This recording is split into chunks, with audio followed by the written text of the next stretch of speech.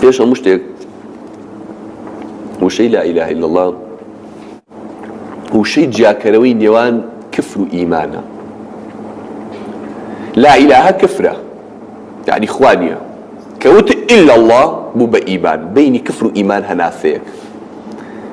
لا إله يعني خوانية كوت إلا الله إلا ذاتي الله نبي إن جابه بإيمان يعني تو بيك هنافة لكفر وشي تبافني إيمانه هيج خوايقني إلا ذاتي الله نبي جاك روي نيوان كفر وإيمان لا إله إلا الله يا. كلمة التقوى والشي تقوى پارێزکاری خۆ پاراستن لە سنوورە حرامەکانی خوا هەر لا إله إلا الله. ئەو پەتەی کە خوا شۆڕی کردوێتەوە بەندەکان دەستی پێوە بگن و بگەنە حەزڕەتی ئیلاهی باخی بەهەشت لە خزمەت پەروەردگارە هەر لا إله إلا الله.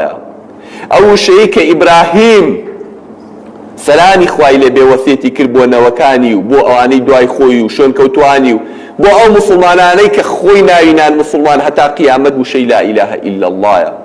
همو پیغمبران صلاة و سلامی خوایان لسر بێ لە پێناوی لا إله إلا الله هاتون. ئەم شەیە ئەو شەیە کە پێغەمبەران صلاة و سلامی خوایان لەسەر بێ جەنگیان لەسەر کردووە. موسا سلامی خوای لێ بێ کە ڕەتیان لە خزمەت خوایە کە قسەی لەگەڵا کرد لە کێوی تووڕە وتی خوایە وشەیەکم بەرێ تایبەت بێ بۆ خۆم ذکری تۆی پێ بکەم و عیبادەتی تۆی پێ بکەم تایبەت بۆ من وشەیەکی گەورە بێ پیرۆز تایبەتی کە بە من. وتي موسى بڵێ لا إله إلا الله. خوای هەموو عەبدەکان هەر ئەڵێن لا إله إلا الله. هەموو عەبدەکانت هەر ئەڵێن لا إله إلا الله. خوای گەورەش بە موسای فەرمووتی موسا ئەگەر هەر حەوت طەبەقەکەی ئاسمان هەر حەوت طەبەقەکەی ئاسمان بە هەرچی کە تایەتی بۆ خەڵکەشی کە تەعمید دەکەن و خدانیشتوی ئاسمانەکانن بە زەویشە و بە هەرچێکی تیا هەیە بخرێتە تای ترازێکەوە لا إله إلا الله بخرێتە تای ترازەکەوە تاکەی تریەوە لا إله إلا الله قورسترە بێ. تۆ زانی موسا لا إله إلا الله چییە؟